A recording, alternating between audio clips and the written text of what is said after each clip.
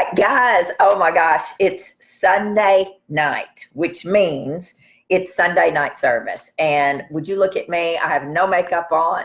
Excuse me.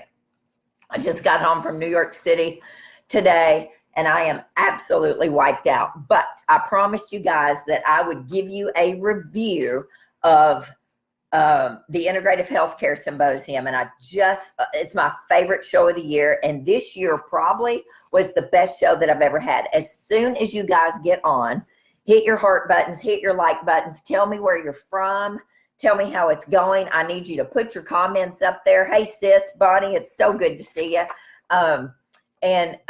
Tell me about when I'm making comments on here and when I'm sharing statistics, tell me what you think about this. And if you agree or if you're in that, and you're going to see what I'm talking about. So there were 4 days of nonstop, literally 10 hours a day of lectures and all the things that we do when we go to a symposium, right? To learn. So we're learning for you all.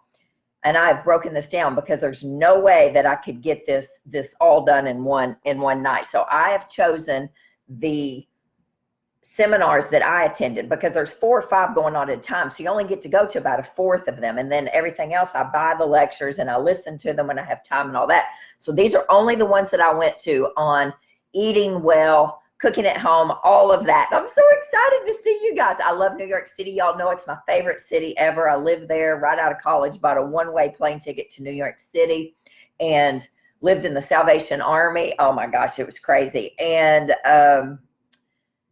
you know, it's just my favorite city. But as soon as you get on, click start a watch party. Share this with your buddies because y'all are going to want to hear these statistics. And yes, Chad, you can go next year because it is an amazing conference. Bart, Allie's husband, Bart, was there this year. He's a doctor over at Vanderbilt. It was his first year and he was blown away.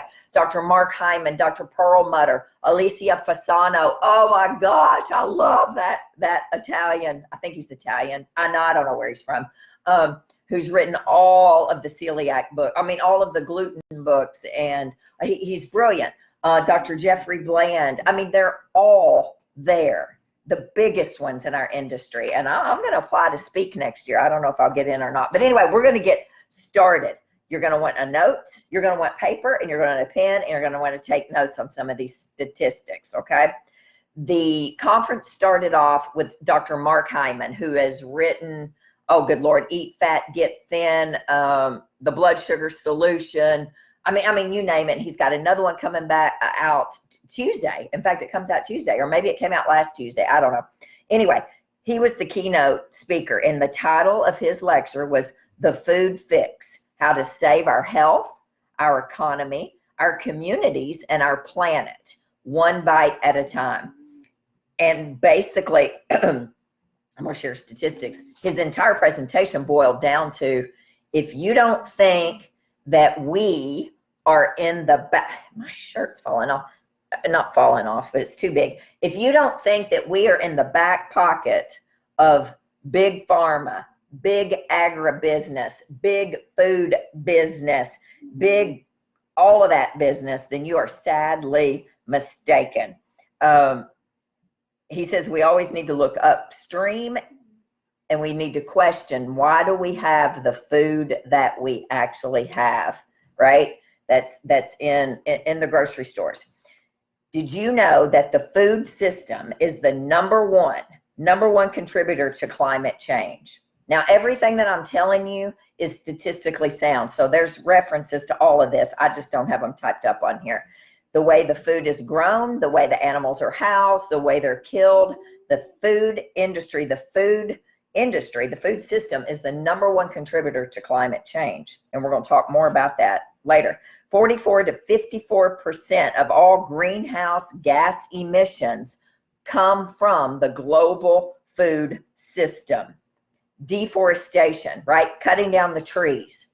15 to 18% of our climate change comes from that. Farming, 11 to 15%. Transport, 5 to 6%. The processing of the animals and the food, 8 to 10%. retail 2 to 4%, and waste 3 to 4%. He shared a slide. This is a good thing. Kellogg's is actually working on getting glyphosate out of all of their cereals. You know, there's glyphosate in every single cereal, right? Roundup, that's ground up, people. Glyphosate. So they're working on getting that out of their products. That is something good going on. Did you know that of all the lobbyists out there, right? We have lobbyists, pharmaceutical companies. We have lobbyists in the tobacco industry. We have lobbyists. The number one lobbyist, the most lobbyists are from agribusiness, right? Number one. And again, he said again, think upstream. Think upstream. Follow the money, people. Follow the money, and you'll know who's in control. Well, we're in control of our health ultimately, but you'll know who's basically brainwashing us and our kids. $192 million was spent on lobbying against mandatory GMO labeling in 2015. Let that sink in.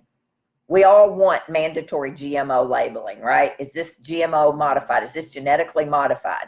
Yes, this apple's genetically modified.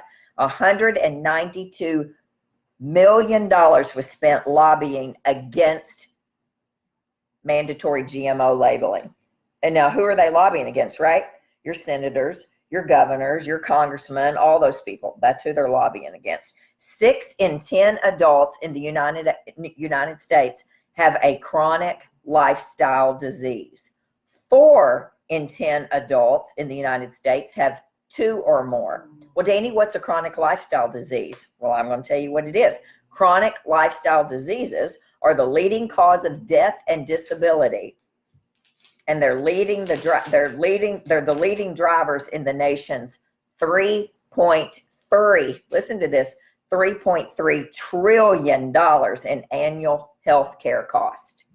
So what are chronic lifestyle diseases? Heart disease, cancer, chronic lung disease, stroke, Alzheimer's disease, diabetes, chronic kidney disease. I mean, they're more and more, but these are the big ones right here.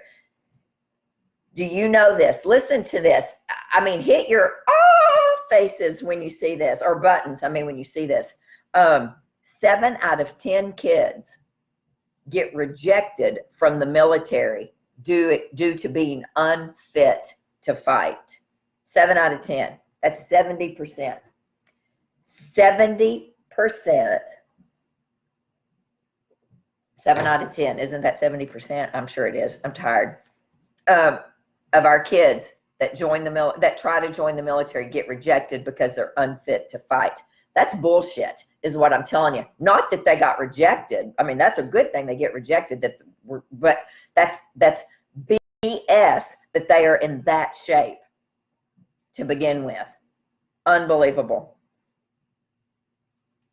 Here's where you're going to want to take a pic. Here's a film, and I'm going to just pepper these through because every speaker gave different documentaries to look at. There's one called Know Your Food. Basically, know where it's coming from, know who's doing it. Know your food. There's one called True Cost Accounting. Know Your Food, True Cost Accounting. There's a book called Unsavory Truth, How Food Companies Skew the Science of What You Eat. And that's from Marion Nestle, which I find ironic. Her last name is Nestle, and they're one of the big food companies. Unsavory Truth, How Food Companies Skew the Science of What We Eat, Marion Nestle, okay? Because this is science. What you're eating is a science experiment.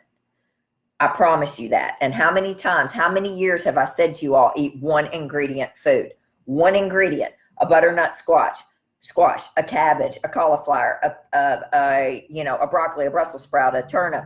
That's one ingredient food. You can put it in anything, but that's one ingredient food. What you're eating at the grocery that's in a package, a box, a can, that is truly a science experiment. So don't forget that stuff is developed in labs to be addictive. Fat, sugar, salt, all those things are addictive. Okay, the State of the Union on the crops and what we eat here. This is going to horrify you people. I was so fired up from the very first hour. I was mad. I'm not mad, but just only 2% of our government funding to farmers, when they're federally funded, and I'm not sure how that works, so please don't get on me if I don't have the proper wording. 2% of government funding to farmers to grow specialty crops, where they give you money.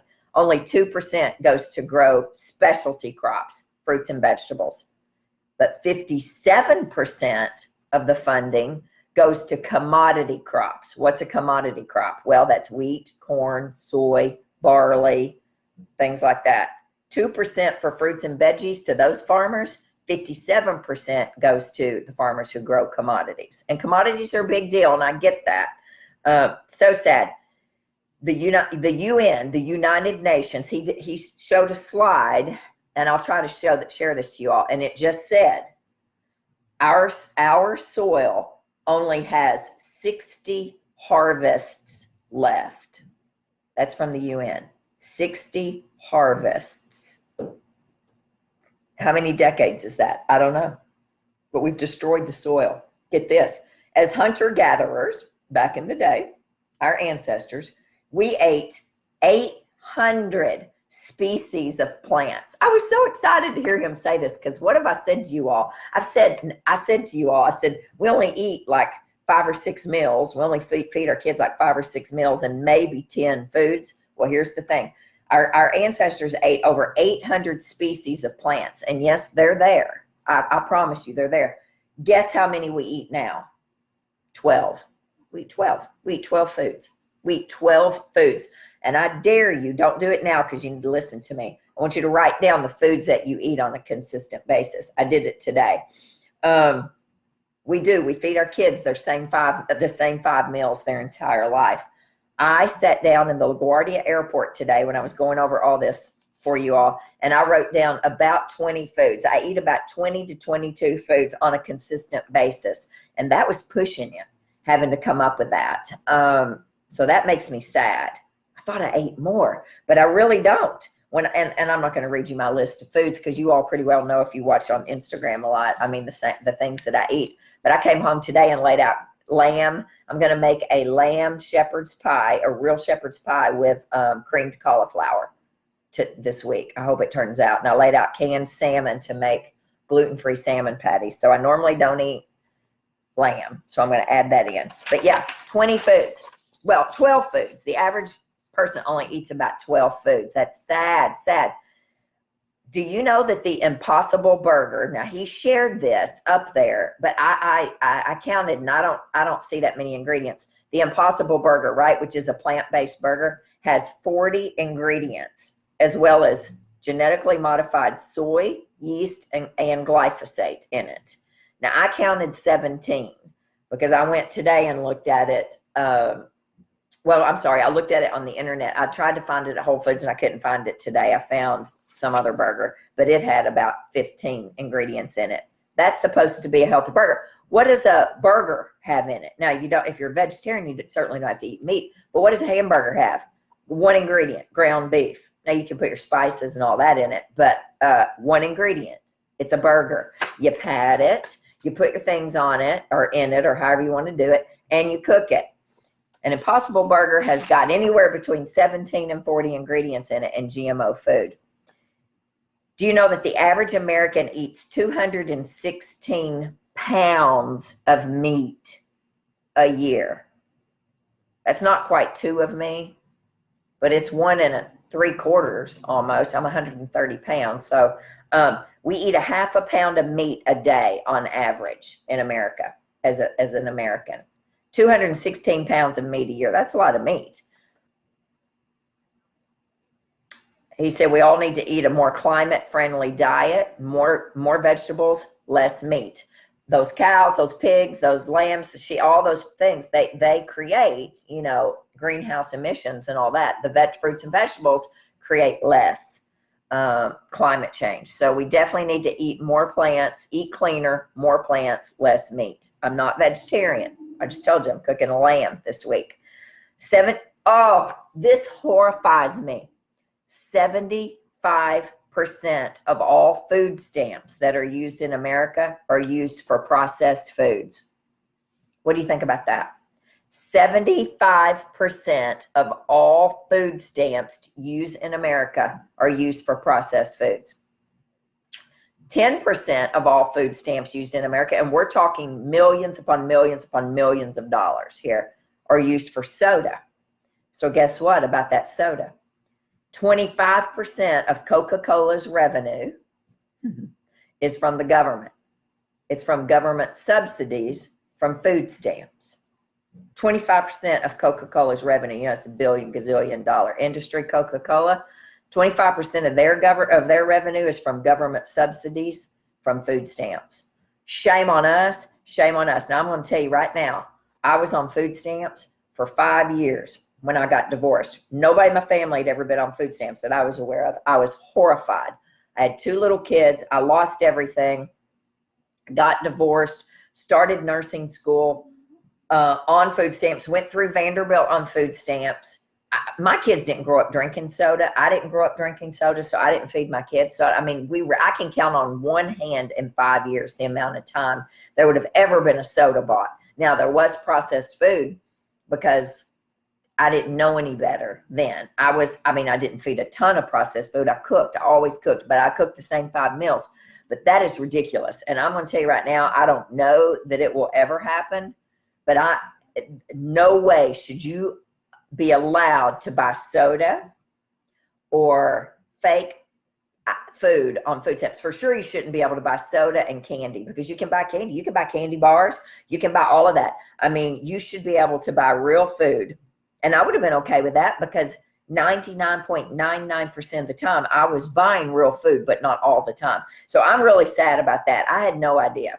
The food industry is a $15 trillion industry. I mean, it is governed by, we are governed by big food, big fertilizer. The fertilizer industry is huge, huge lobbyists. Big seed industry, big ag, they're all running our food chain. Don't think they're not. If you are eating processed packaged bag food, you're being governed by those people right there. This is really interesting. Guess who's funding many of the big medical organizations out there? Hang on a second. From 2008 to 2016, Coca-Cola funded 389 articles in 169 different medical journals. And they concluded that physical activity was more important than diet, than diet, and that soft drinks and sugar are harmless. So your diet's not nearly as important as your activity, and soft drinks and sugar are harmless. This comes from the publication of Health and Nutrition in 2018, which was a Coke-funded article. I am sorry, you can find research for anything you want to find in this country or in this world. The research showed evidence that these big food companies and research, that what we eat really doesn't matter. This is what they're funding right now, and this is what they're sharing. The Academy of Nutrition and Dietetics has Kellogg's, Kraft, Pepsi, Hormel, Subway, Tyson, Kentucky Fried Chicken, Yoplait, Pepsi, Purdue, Domino's Pizza, Dan & Yogurt. These are all funding the American Academy, the Academy of Nutrition and Dietetics. They're all their board people or whatever, their sponsors. The American Society for Nutrition, guess who's the biggest? The American Society for Nutrition, guess who's the biggest funder? McDonald's, PepsiCo, Monsanto. Look at this right here. I printed it all off in color. And this one right here, where Kellogg's, Coca-Cola, and whatever that company is, this is the American Journal of Clinical Nutrition. These are your big funders right here. Who do you think is, you don't think that research and what they're putting out isn't biased? Sorry, we're all being bought. In the United States, there were 29.9 million pounds of antibiotics sold to the feedlots. 30 million pounds of antibiotics were put in our cattle, our pigs, our lambs, our turkeys, our chickens, all that. We only had 7.7 million pounds of antibiotics sold to treat people in the United States. So what is that? 5 times? 5 times more in the food lot. Here's a video.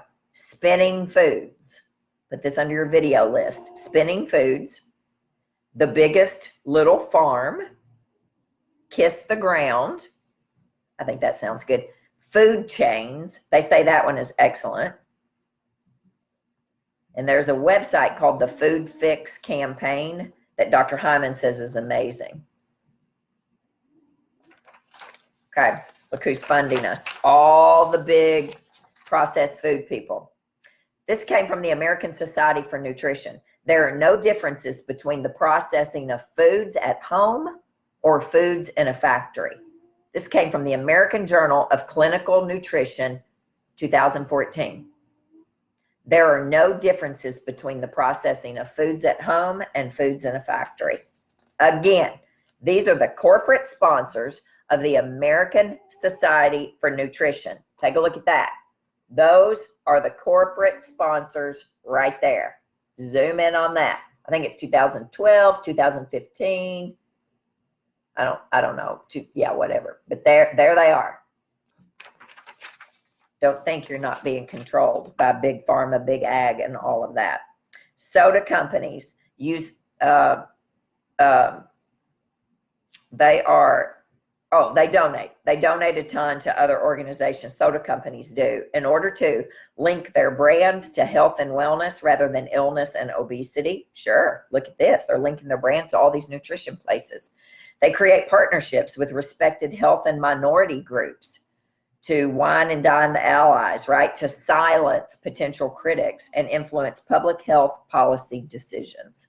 They court growing minority populations to increase sales and profits because minorities and youth historically don't make as much money, right? And McDonald's, Coca-Cola, those things are very cheap, and that's who they target. In fact, the children and the teens in 1983, on marketing, the Coca-Cola or the soda industry and the fast food industry spent $100 million marketing to babies, to kids in 1983. In 2014, $17 billion spent marketing to my kids, to your kids, to your grandchildren out there. And don't think that they're not getting through to them. On social media, on the games they play, everything they do has got a fast food ad in it or a packaged processed ad in it or something that is sugar, salt, fat related. Do you know that when he wrote this, 6 cities had adopted a soda tax of 1 cent per ounce. So if you got a 32-ounce big gulp or whatever, or a 64-ounce big gulp, you paid an extra 64 cents for that, a soda tax. I remember when that happened in New York City. In fact, Bloomberg did that, if you remember. Okay, 6 cities have adopted that. If only 15 more cities, this was in 2016, so maybe more have by now. If only 15 more cities joined in, we could potentially bring in $942 million in revenue per year. We could decrease diabetes by 6% on average. We could decrease obesity cases by 58,220 by 2025. By 2025, we could also save $1.2 billion in healthcare if we would just have a soda tax, possibly in 15 more cities. I mean, heck, why not? I'm all for it. I couldn't tell you the last time I bought a soda. I don't know. I mean, it's been years. I can tell you I was dating Mike and we went to Alabama. No, where'd we go? Mississippi to a football game and stopped in Alabama. And anyway, I don't think I ordered it, but I took a drink of his. I don't know what it was, Coke or root beer or something at the ball game. I know it was at the Mississippi State game, and that's been at least 4 years ago. And before that, I hadn't had anything.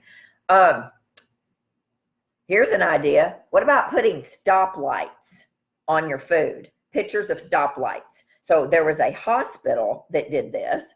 They put a stoplight. Red is going to kill you. Orange likely is going to kill you. And then green is safe to eat. So the hospital that did this, and over 2 years, guess what? The red label choices went down by 20%. And this was just in one hospital. The green label choices increased by 12%. It's called behavioral economics. I'd never heard of it. Behavioral economics.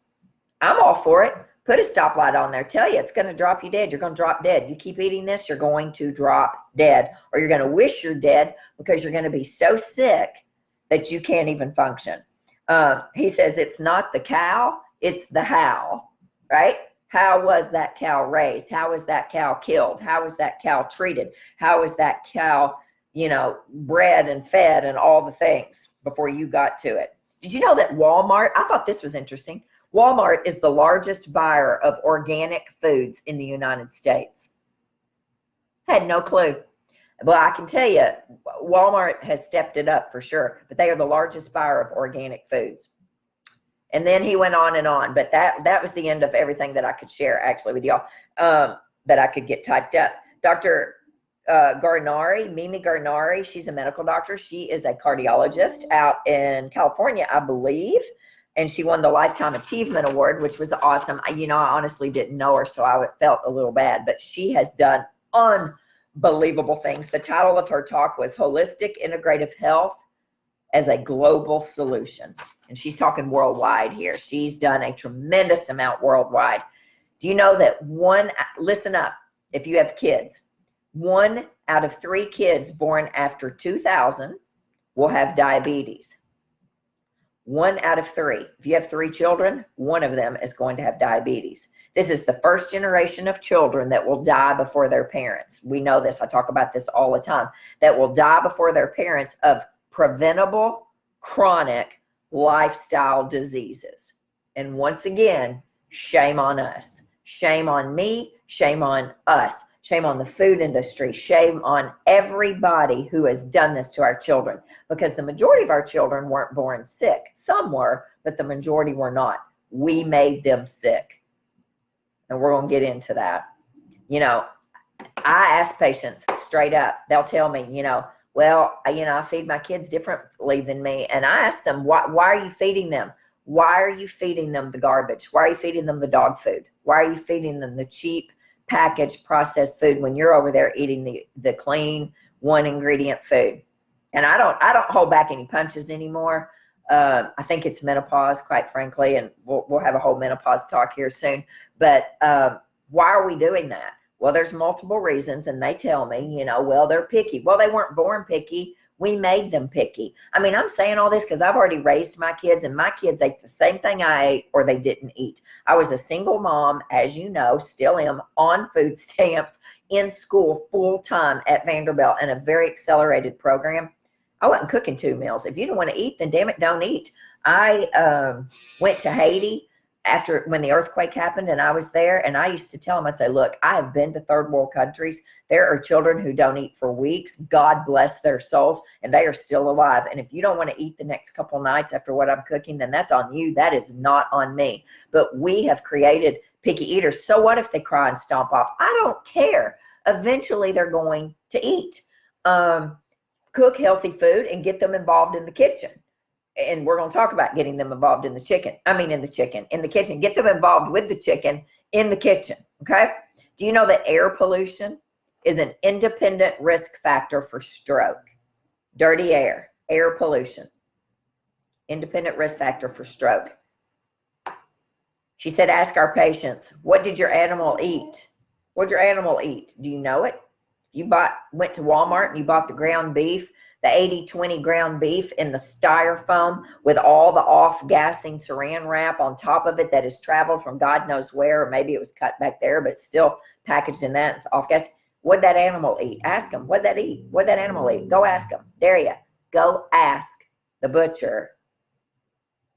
What'd that animal eat? They're not going to be able to tell you. Well, I know what they ate. They ate 100 and however many pounds of what I say, a million gazillion pounds of antibiotics is what they ate, and hormones and estrogen and everything else. So arsenic in our drinking water is killing us. Yes, it is. I got a whole house filter recently, so that's right. She says, which I thought was the greatest line, we don't treat disease, we create health. So we need to start thinking like that. We're not treating disease, we are creating health. As those of you that are healthcare providers, let that sink in.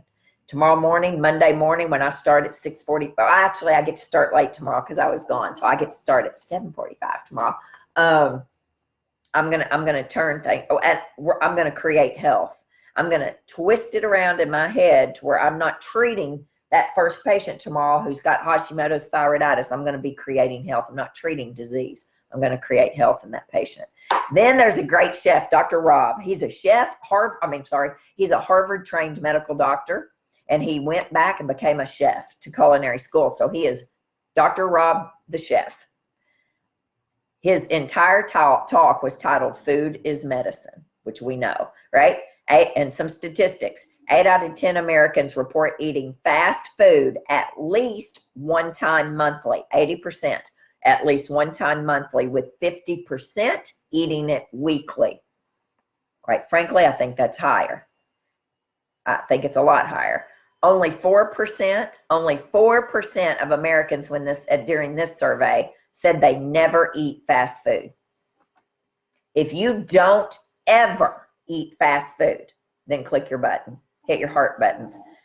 I ate back when my mom first she was sick a long time, but last June when everything fell apart, I remember probably it was August. I was so hungry. I was leaving the office. Well, I had to leave in the middle of the day. Good for you, whoever clicked your heart button. Good. I went through Chick-fil-A and I got chicken tenders, grilled chicken tenders, and I got French fries. And that's the last time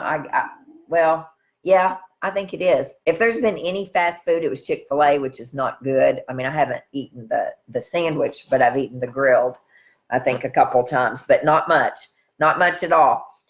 I shared on Instagram, so y'all just need to look at it. The Outback Aussie fries, he had this up as the most dangerous, most unhealthy food in the country. The Aussie fries appetizer has got over 3,000 calories in it, just the appetizer. And then it went on and on. Do you know that the average meal, a $22 meal, if you eat a $22 meal out, that meal on average was cost you $12 to prepare at home. $12. So a $22 meal out cost you $12 to prepare at home. Don't tell me it's more expensive to eat at home. It's not if you're eating real food. And if you're driving through McDonald's and all that, yeah, it's going to be cheaper to eat out. But a $22 meal, you're not going to find a $22 meal at McDonald's. That's a lot of burgers. Cost you $12 to prepare it at home. 20% of all American meals are eaten in the car. What? I don't know the last time I ate in a car. Probably when I drove through Chick-fil-A, leaving the office to try to get to Kentucky in the middle of the day. When I drove through Chick-fil-A, I guess that's the last time that I've eaten in a car, and that was in July of last year. 20%. Do you know how many meals are eaten every day? 20%. And guess who else is eating in the car? Those kids. We're feeding those precious babies drive-through Chick-fil-A in the morning, McDonald's in the morning, where you can get a pancake, an egg, and a sausage all rolled up in one. Pancake, egg, sausage, I think that's what's in that thing, McGriddle or something, all rolled up in one in a car, sending them off to school to those poor teachers for them to try to focus. 20%. For every 10% increase in ultra-processed foods that we eat, there is a 14% increase in the risk of early death. This was from the American Medical Association, JAMA, in 2019. For every 10% increase in ultra-processed foods that we eat, there's a 14% increase in risk of early death. What? Ridiculous. Do you know if you eat just 11 to 14 meals at home during the week, you decrease your diabetes type 2 risk drastically? Cooking more than 5 meals at home weekly has an inverse reaction on mortality. What that means is the more meals you cook at home, the less you'll die later. You're not as quickly to die. More meals at home decreases mortality, which is death. Common sense. Then there was this gal, she's a nutritionist, Tina Marcia, I don't know how to pronounce her name, but her title was Tricks to Teach Meal Planning to Patients. And this is where I think people get stuck. Hit your heart buttons if you believe this. Do you get stuck on meal planning, meal prepping, batch cooking? Do you get bored? Do you not know what to do? Yeah, I'm seeing it. Look, it's true. Keep hitting your buttons if that's the fact, because she had some really great ideas. So you're going to want to write some notes here. Do you know we eat more than half our food budget out of the house? I don't know what your food budget is. Say it's $300 a week. Well, a week. That's way too much food. Well, if you got a big family, it's probably not. $300 a week, we eat 150 of that out a week.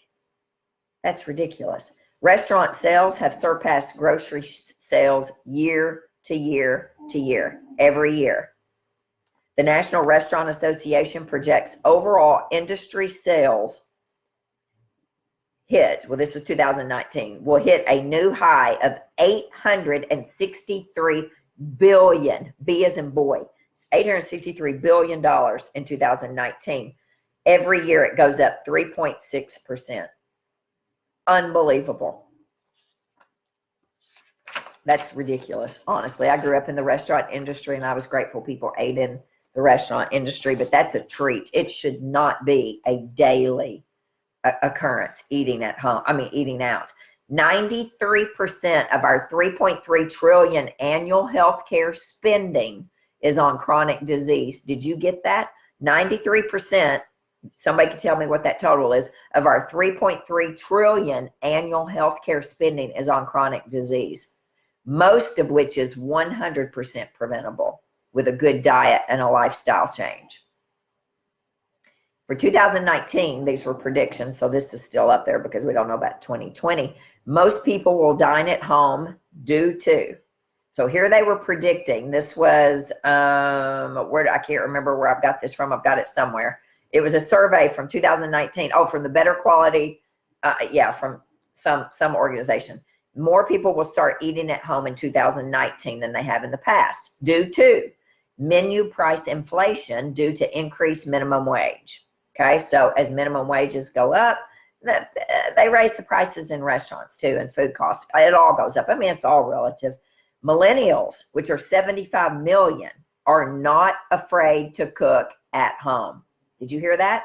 People will start cooking at home more as of 2019 because millennials are not afraid to cook at home. And I can tell you what, Jackson, I bet he cooks most meals at home. He rarely eats out, and he sends me pictures. I actually should have just started a blog of that kid's cooking. He's 24 years old. He's been cooking since he was in high school, all through college. He was the cook in the fraternity. He did it all, and it was just a skill that Dan Kalb taught him, and I am forever grateful for that. I taught him to cook too, but not like Dan did, and Dan really took time with him because I was always stressed in the kitchen, which is a barrier to teaching our kids to cook.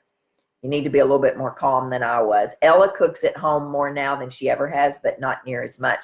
There's a reason also that more people are going to dine at home. Netflix binging. That's interesting. I don't even have Netflix. I will, because I know there are a lot of good documentaries on there, but Netflix binging. So they cook at home. Businesses like HelloFresh and things like that, to where you can order your food that's already there, and you chop it and cook it or whatever. Maybe it's already chopped, I don't know, and you put it together. Businesses like that. Better quality supermarket prepare food like chopped veggies and chopped fruits and things like that. That's true. Do you know that this survey said that 4 out of 5 teens want desperately for their parents to cook more at home? That's huge. 4 out of 5 of our teenagers are wanting us to cook more at home and take more time in the kitchen. 1/3 of teens report wanting to cook healthier meals. They want healthier meals. Now, that's just 1/3. That's not 4 out of 5. 59% of teens actually have fun in the kitchen and they want someone to help them cook. Aw, that's just kind of sad. It is. So what are some of the barriers to cooking at home? And these are barriers that are either real or perceived, right? Either they really are barriers or we just think they are a barrier. And there's many, right? Time. Don't have enough time. Well, I've been there. I know about that. We all have the same 24 hours in a day, and it takes some maneuvering, but that's something we need to work around, because if you don't have enough time to cook healthy meals for yourself, if you're alone or your family, then you're too busy. And that's all there is to it. And I don't have any problem saying, then you need to cut some things down. We got to figure something out. So time is one way, and we're going to talk about how to help that. Money, I get it. Been there, done that. But you can shop on a budget. I stood up in that conference yesterday and talked about how, or I raised my hand. I didn't have to stand up because this was a small little meeting for this one, about Aldi's and Walmart and sharing videos and stuff of my favorite places. And you can shop on a budget, and, you know, and our farmers market, which we're so blessed here. So what's another barrier? Convenience. People don't like to cook. They don't like to chop. They don't like to meal prep. They don't like to chop it, cook it, bag it, get it ready, right? They want more convenience. Their lifestyle's too busy. They have picky kids. We've already discussed that. It's easier just to grab takeout. Well, of course it is. But you know what? Takeout in a grocery store in many places is much better. Now, if you're at the Piggly Wiggly in Calvert City, Kentucky, which I don't even know if it's a Piggly Wiggly anymore, well, it's not the best. Well, I don't even know if they have anything prepared there. They got bologna and pickle loaf. What? Pickle loaf. My mom used to eat that. And Brunswager. I don't even know what it's called. So right, if you don't live in an area like Franklin, Tennessee, where I am, where we're blessed to have a lot of prepared things, you could just go pick up a big old thing of butternut squash already cut up and all. Then you're going to have to do it, and you got to find a way, right? Those are barriers. Here's something she said, which I found is very interesting. There's something called Whirl, WHIRL. Look it up. Look what's in it. Google it. Don't Google it right now. Look what's in it. Whirl is what's used in the restaurant industry. We don't use it as normal people just at home cooking. Whirl has got eggs, milk, barley, soy, all GMO stuff. It's used heavily in most restaurants, and it's like butter. It's like butter. It makes things taste like butter. Fat, salt, butter, milk, eggs, all those things are in it, and it makes things taste good. But there's no way you can eat out in a restaurant if they're using that. Then you can't eat on an elimination diet. If you're on an elimination diet and you're cutting out gluten, dairy, sugar, and eggs, and soy, and corn, well, you can't eat that. You can't eat. So the Whirl thing is an interesting thing, and I do know some restaurants that use it. But look it up. I want you to Google what Whirl is and how they use it in restaurants. Excuse me. Okay, there was a study that was started in 1928 with Harvard, and it was a 75-year study that included 268 inner city babies or kids at that time. And what it discovered was that this was studying men who took on household chores as young children, or the men who took on household chores. It was a predictor of mental health in the future. The title of the slide was "Spare the Chores, Spoil the Child." There were 3 studies she talked about. University of Minnesota had a 20-year study. The best predictor of success, they discovered in this study, was including starting household chores by ages 3 or 4. Best predictor of success were the kids who started chores in their home by the age of 3 or 4. There was another one that showed developing adequate cooking skills in emerging adolescents as they're growing up is a predictor of healthier eating in childhood. That was from the Journal of Nutritional Education and Behavior from 2018. The bottom line is, get the kids working, get them doing chores. I mean, good Lord, they live under the roof. My kids learned how to cook learned how to wash the clothes. They made their beds. They took their sheets off the bed. They cleaned the toilets. They didn't do it the way I would do it, but they did it. And I just kept telling them, you live under the roof. You're part of this family. You got to do things. And I didn't pay an allowance. I don't know if that's good or bad, but I didn't pay an allowance. Nobody was paying me to clean their toilets and cook their food. And I wasn't about to pay them because they live in a house in a family. Why should you get paid to do chores? You're part of the family. Do your damn chores. So anyway, there's studies. There's 3 big studies here that show that is a predictor of mental health, if they know how to work, and healthy eating, etc. Get the kids cooking. She said at ages 5 to 7, kids can wash veggies. They can stir. They can cut soft ingredients, right, with plastic or kid-friendly knives. They can cut up bananas and things like that. They can set the table. They can learn to read recipes. They can gather ingredients. They can make a salad, for crying out loud. They can measure and mix dry ingredients. They can set the timer. They can do all these things as grade schoolers. And then ages 8 to 12, they can move on up to opening cans, right? They can do simple cooking. They could cook eggs if they eat eggs, right? They can learn how to make an omelet. That doesn't take any sense to make an omelet. They can make an easy fruit salad. They can make their own lunch. Yes, they can. They can make avocado toast. They can learn to put groceries away. Heck yeah, they can. They can set the table. They can do the dishes. Age 13, get them with some advanced knife cutting skills and cooking. I don't know about that, but 13 plus, get them using their critical thinking, right? Meal planning. Help you with recipe development. Use the kitchen appliances. Learn how to use a blender and a food processor. Take the garbage out. You bet. Do the composting, right? Set up a compost. Let the kids get involved. Now, I'm going to tell you, as a single mom who was stressed out in their critical years of this right here, in school and all, I was not the best at this. To me, it was just easier to get it done. And it was clearly easier to just get it done without them in the kitchen. So I didn't do them any favors on that. I did, but I was irritable about it. So, I yelled more than I probably should. Well, no, I did more than I should have. So, but if you've got patience, or even if you don't, or maybe the husband would be better with them in there, get them in there. Maybe the wife is better. Get the wife in there and whatever.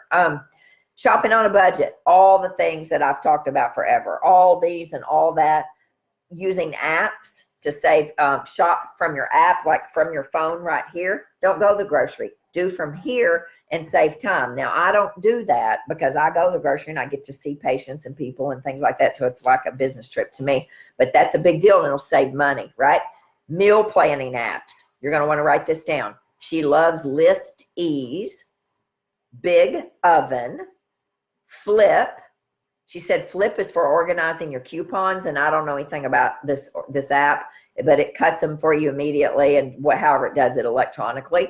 And she loves all recipes, and I do too, because they have a dinner spinner, and I love that. It allows you to modify the servings. Like if it's for 4 and it's just me and Harlan doesn't eat human food, then I can cut it down to 1 or 2 on the computer, and I love that on the app. And so you can modify your servings. But Listies, Big Oven, Flip, and all recipes. Those are some good meal planning apps to help you. She says if you don't have any money, then you don't need to have any pride. You don't need to let pride goeth before the fall. You need to call your local food pantry, because guaranteed we have one. And they have food, and it's as simple as that. And if it comes down to feeding your kids healthy food or not, and it's a pride thing, get over it. Or yourself, if you don't have any money, call the local food pantry, the farmer's market. I didn't know that SNAP, which is supplemental, I don't know what that stands for exactly, but it's like food stamps or something. SNAP allows you to buy seeds, and then you can grow your own things, grow your own herbs. That's easy. That'll help. Well, I grow my herbs, but this is what I came home to today. This is basil. Now it's perking up the last 3 hours. When I got home 4 or 5 hours ago, this thing was 100% sagged down like this, hanging over. I couldn't believe it. Nobody watered my plants. They don't water themselves, people. You got to water them. But anyway, my basil is going to perk up tomorrow. But I use a ton of basil, I use a ton of rosemary. That cost nothing, 50 cents or whatever. In fact, I probably bought that for $2 at Trader Joe's, and then I transplanted it, and the thing will grow huge. So grow your own herbs. Grill, if you use a grill huge grillfuls midweek of vegetables and stuff. You know, she said cook once, eat 3 times, cook twice, eat 6 times. So if you'll batch cook, really the big cooking has to be done 2 times a week, and you got 6 meals or more there. Sheet pan meals, one of my most favorite thing with parchment paper. If you don't use parchment paper, you are missing out. I never used parchment paper till the last few years. We don't have to do anything. You just get the vegetables off of there, throw the parchment paper away, and it's done. There's no cleanup. Sheet pan meals with parchment paper. Prep your veggies and your meats as soon as you get home from the grocery. Cut up that cauliflower. Cut up that broccoli. Or if you bought it cut up already, you don't have to do that. But if you buy it, cheaper and big heads, get the things ready. Chop the carrots. Wash it all. Get it ready. When I have learned, you cheat when you're not prepared. And we're not cheating with salmon and broccoli, as JJ Virgin says, okay? She showed a video, and I'm going to share it because I videoed the video, part of it, of the chickens that get shot up. Up to 30% of those chickens we buy, all the chickens we buy, I suppose, unless they're organic, are shot up with 30% solution of salt water. And you watch it. It's an assembly line. Boom, they shoot that in there, and that chicken blows up. You watch it right in front of you. And you read on there where it says, whatever, so much of this is water weight. So you're buying 30% of your chicken that you buy is water weight. Just buy an organic chicken. It's just maddening to me. 30% sodium solution. All right. You got to have utensils in the kitchen, right? You got to have a sharp knife. You've got to have a blender or a food processor. And she said, I know those things cost money, but Facebook Marketplace, I never thought about it. I mean, I bought a lot off there, but I forget to tell you all, Facebook Marketplace is a great place to buy used things, gently used or still in the box. Look on there. If you need cooking utensils, you don't have to buy them brand new. You can buy them gently used, or you may buy them off someplace like that that's never, ever, ever been used. Do you know Dr. Nigel Plummer? We're almost finished here. Holy cow. Yeah, I don't know if I'm going to finish. Dr. Nigel Plummer, PhD. He's brilliant. If you don't know him, look him up. He's from London or from Wales or somewhere. His title was Probiotics are Simple Proxies for the Vastly Complex Human Microbiome. He has spent 25 years studying probiotics. Do you know that Walgreens has over 225 SKUs for probiotics, 225 different probiotics? 22 are their own brand. Walgreens. In 2017, probiotics overtook omega-3s in sales for the first time ever. That's fish oil. Fish oil has always been the top seller for sales. 2017, probiotics took over it. We're mostly bacteria. We've talked about this. We're not DNA. We are DNA, but we're mostly bacteria. We have 100,000 billion microbes in the intestine. 100,000 billion microbes in the intestine. We have 1,000 billion viable microbes on the skin. 50% of your fecal mass is bacteria. It's bacteria biome. 50% of what you poop out every day is microbiome bacteria. Microbiota, the microbiome, produces between 2 and 4 liters of gas a day. And he was talking about, if you don't believe that, ask somebody if you fart at night, if you sleep with somebody. Because we relax at night, and the anal sphincter relaxes at night, and the intestines relax, and a lot of gas comes out at night. That's why under the covers, 2 to 4 liters of gas a day we produce. Do you know that the first 2 years is critical for setting your child's life up for health? The first 2 years. After age 2, they have an adult microbiome that stays that way until the age of 50. 0 to 2, though, we are setting it up. And he says the birth route is critical for setting up a babe for future health. Do everything in your power to not have a cesarean section. Sometimes you have to. We know that, but not electively. 2017, 32.9% of all births in the United States were cesarean section. 32.9%. Ridiculous. Babies who are born by C-section have an increased allergies, asthma, juvenile rheumatoid arthritis, irritable bowel disease, leukemia, skin conditions like eczema.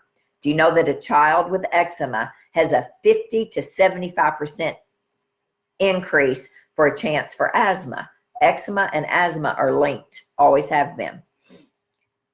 When that babe is given a probiotic from the beginning, studies have shown that there's a 33% decrease in upper respiratory tract infections and a 30% decrease in missing school. He showed a whole series of lectures on this research.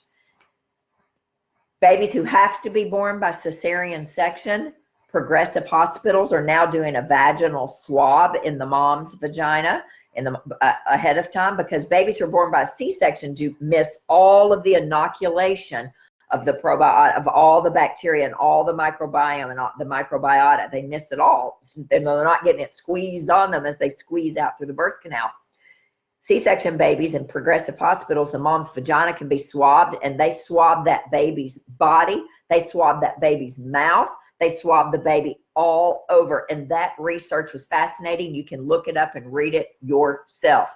Do you know that cells in the breast are seeded with microbiota during pregnancy for the babe? Probiotics, or bacteria, it's not probiotics, bacteria, microbiota in the breast milk for the baby. 80% of our immune system is in the gut. We know that. It's not just the gut. 80% of our immune system is in the small intestine. Okay, the small intestine is the biggest one, and the large intestine is the smallest one. Transit time in the small intestine, meaning how fast it moves through, is about 3 to 5 hours.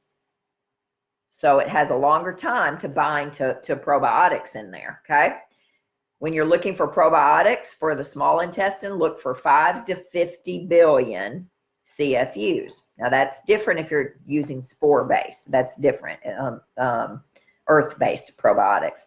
The large intestine has a slower transit. In patients who have Crohn's disease or ulcerative colitis, they need 300 to 5,000 billion probiotics, CFUs, okay?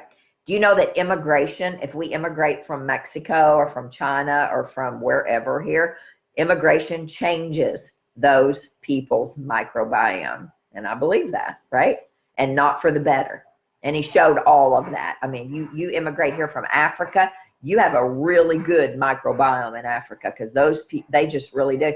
They come over here and their microbiome completely shifts and they're sicker quicker.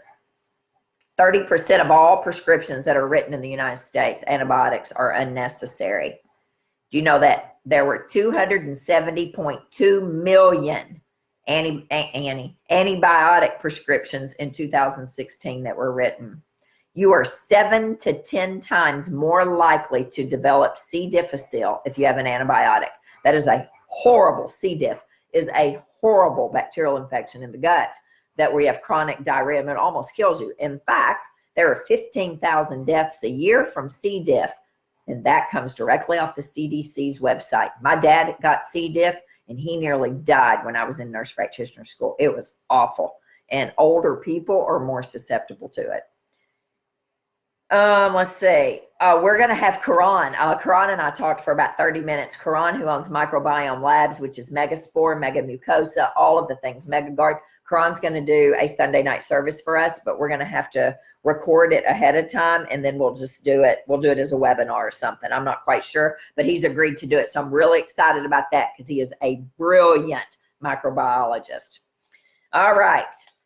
I have a little bit left, but we only have less than a minute. So what I'm just going to tell you is the bottom line is everything that we've been telling you for 10 years. You need to eat real food. We're not in charge of our food chain if you're eating processed, packaged, bagged, canned food. If you don't know your farmer, if you don't know who's growing your vegetables, who's raising your cows, your pigs, your sheep, your lambs, your turkeys, your ostrich eggs, your duck eggs, all of that, then you don't know what's going on, because it is big business and it is designed for addiction. It is designed for addiction of your children and for us. And if you don't think the food industry is killing us and our choices, we're responsible for our choices, absolutely. But if you don't think that it's killing us, then you didn't listen to one stinking statistic that I just shared. It's big business. It's not going to get any better. And we are going to have to fight, and we're going to have to fight with our dollars by pulling our dollars away from those businesses, by not buying the Kraft macaroni and cheese, by not buying the Totino's pizzas, by not driving through. So, I mean, our dollars speak, your consumer dollars speak. So, you know, it's as simple as that. Eat at home. It's real simple. I just don't complicate it. Go buy fresh food, chop it, meal prep it, try to get your kids involved in the kitchen. I hand the cookbooks to my patients in the office, and I say, you know what, give this to your kid. If you have a child that can read, you hand the cookbooks to the children and you say, pick out 10 new recipes. Here's Dani's new book. She's got a bunch of recipes in here. I want you to pick out 10 new recipes for us, because I'm tired of cooking the same old meals. They're not going to look and see if it's gluten-free, dairy-free, soy-free, corn-free, egg-free, sugar-free. They're going to look at the picture, if there's a picture, and they're going to look at the title. And they're going to say, Mama, I want a chicken enchilada. I want to try whatever, whatever. I mean, whatever. Let the kids pick out the menu. I think it's huge. Let them choose the food, because they're probably the pickier ones. I think that's a big deal, and it really works with my patients when we let the children be involved in it. Again, I wasn't the best at letting them in the kitchen because I was always in a hurry. My advice is do as I say, not as I did, and slow down. Because before you know it, they're 24 years old and heading off to medical school. They're 22 years old, working full time. Everybody's gone but you and a stinky bulldog. And, I can't get that time back. And I wish that I would have spent more time with them in the kitchen. I cooked and I did right by them. I just didn't involve them in it. And that is sad to me. But that being said, we're in charge of our health. We're in charge of our health. Dr. Bland said we need to look at our health span versus our lifespan. Think of that. Your health span. I want a long health span. I don't care about my lifespan so much. I'd prefer to live long, but if I don't have a health span, I don't need a lifespan. What good is your lifespan if you don't have health? So let's focus on increasing our health span, not our lifespan. If you increase your health span, your lifespan is going to increase as well. And that's all in your control, because you know who's controlling everything else. But anyway, it was great. We're going to be talking hormones and stuff next week, though. Haley Hurd from Max Genetics, Max Gen is going to be speaking. She's very, very smart on genetic testing. It's the genetic testing we use in the office, and I have for several years. I just don't utilize it as much as I should. It's a swab, not sold to the government. Everything is destroyed. In fact, if you lose your number, well, you've lost it, because they can't tell you what your results are. I speak from experience on that. I had to redo it. That's next Sunday night, 7 p.m. This Friday night is the Hashimoto's meeting. I'm going to be taking what I just taught to a whole nother level, because I'm going to share way more than what I shared tonight. That's 6:30. It's at the office. Alan Hill supplies gluten-free food. He's wanting to know what you guys want, because we're wanting to mix it up. That's 6:30 at the office. If you have Hashimoto's, or you have a friend who has Hashimoto's, get them in there. It's a great group. We have a ton of fun, and I'm leading I'm leading the meeting that night. We're still accepting new patients. Connie says the phone is ringing, so that's a blessing. I'm so grateful for that. So you can call the office if you need to be a new patient. Next Saturday, not this Saturday, but the Saturday after that, March the 7th, I'm teaching a CBD class, and there was a lot on CBD that I've got to add to my lecture. I teach that class every month. Somebody wins an $89 bottle of 500 milligram Earth's Glory CBD. Come to it. It's a $10 class. You pay at the door. It's a check or cash only. It's not Facebook Live. And it's a PowerPoint, and you can take pictures of whatever you want. It's a really good class on the power of CBD, the history of cannabis and hemp and all of that. So, and then March the Oh gosh, I don't know. March, we have our 6 Steps to Healing class, which is a fabulous class that I wrote, and Allie teaches it. And it's all on kickstarting your health and my 6 steps. And that's in March. But all of that's on the website, DaniWilliamson.com. All right. If you don't follow us on Instagram, you need to get over to Instagram at Dani Williamson Wellness, and you need to like me now, because I need 10,000 followers on there to be able to have the swipe up function. And I don't have 10,000. I only have 5,060 or something. So I want to be able to swipe up because I want to share stuff with you all. I want to be able to share when I find things and all that. And you can just swipe up and go straight to it. But I got to have 10,000 followers. It's all a bunch of crap is what it is. Same thing on YouTube. The more followers you have, the more, they like that. So YouTube and Instagram are Dani Williamson Wellness. Appreciate you guys. Love you guys. I am exhausted. I have, oh my gosh, people, look at this. These are all the charts for tomorrow that I have to, thank goodness there's only one new patient tomorrow, but that I have to get ready for tomorrow. And that's going to take me several hours tonight. So I've got to get that done. Thank you for being here early instead of 7 o'clock. Have a great week. Meal prep. I did buy an organic chicken today that was already cooked. So I am getting ready to shred that off. And I've got our microgreens from the office. And I'm going to make microgreen salads with shredded chicken on top and certain things. And then I'm defrosting lamb, and I'm going to make a shepherd's pie with cauliflower mash on top of it instead of mashed potatoes. I can't wait to see if this works. I don't know if it will or not. And I'm going to make salmon patties. So I know what I'm doing, but I'm running late. All right, Mary, love you. Love you, love you. Nadine, love you guys. And I am going to get off here and go do my stuff and get ready for the week. Guys, it's going to be a fabulous week. Make the decision that you're going to have an amazing week. All right? Make the decision. Don't let anything disrupt your peace. Nothing's worth it. My mom ended up in the hospital yesterday. I told them, don't call me unless she dies or close to it. Which is terrible to say. But because I have somebody watching her. So, I've got a friend. My friend Kim is watching her. Well, crap if she didn't end up in the emergency room last night. And Kim had to take her. And it was a mess. But you know what? I was as calm. I haven't left one time since last July to a conference that all heck hasn't broken loose. And it just destroys me at the conference. This time it did not. I was as calm as a cucumber, and I was like, well, all right, let me know, So anyway, don't let anything disrupt your peace, okay? God's got this. He's bigger than all of this. All right, appreciate you. I went 7 minutes over. Sorry.